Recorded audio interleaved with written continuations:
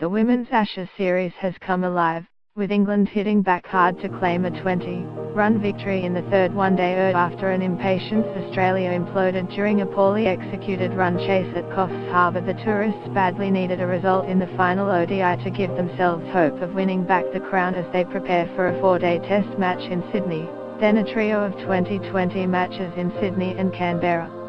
Share on Facebook, share on Twitter, tweet link back in the contest. Natalie Siver and Heather Knight celebrate after dismissing Ashley Gardner. Photo, AAP batting first after winning the toss. Captain Heather Knight top scored with an unbeaten 88 to guide her side to an imposing 8-284 from their 50 overs.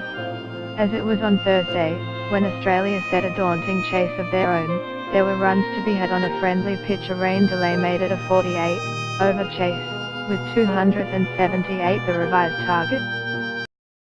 But after a commanding opening stand of 118 between Alyssa Healy, 72, and Nicole Bolton, 62, the Australians developed a case of white line fever and were dismissed for 257 in the final over. Related articles: Australia's Ashes questions linger, but Kuwait stars Gardner set to return as Australia try to extend lead. I think so, it was one that got away. A little bit disappointing we could get over the line. We started well. Either myself or Nicole Bolton should have been there towards the end to guide that run chase home, Healy said after the match. Credit to England. They took a few crucial wickets in the middle there, so it was a bit difficult in those last 8 overs. Advertisement Titan requests Kurdisho Al-Ad push, at spot -300 extension 250, pose 3, the home side, perhaps full of confidence after it filled its boots a few days earlier, tried to clobber its way to victory and instead, only ensured it would head to Sydney with the series now 2-1. You will now receive updates from Sport Newsletter. Sport Newsletter, get the latest news and updates emailed straight to your inbox. By submitting your email you are agreeing to Fairfax Media's terms and conditions and privacy policy. England deserve immense credit for hanging tough after a difficult Game 2 and yet more fielding blemishes in Game 3.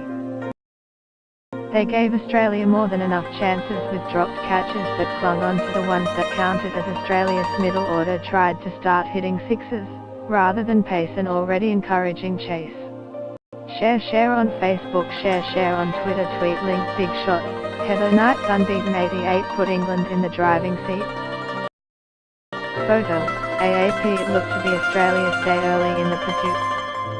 Healy was dropped in the second over by Fran Wilson when she was on 4, while Bolton was almost run out on 13, then put down on 24 and 40. Healy's departure saw Elise Perry come to the crease, before Bolton was the first of many to be caught in the deep when she tried to clout Sophie Ecclestone down the ground, only to pick out Lauren Winfield at 2-159. Australia was still ahead of the ledger, but that was the high water mark. Perry mistimed a lofted drive and went for 23, before Elise Villani, 8, was the next to pick out the popular Winfield. At long-off skipper Rachel Haynes was in a damaging mood in Game 2 and tried to continue the momentum.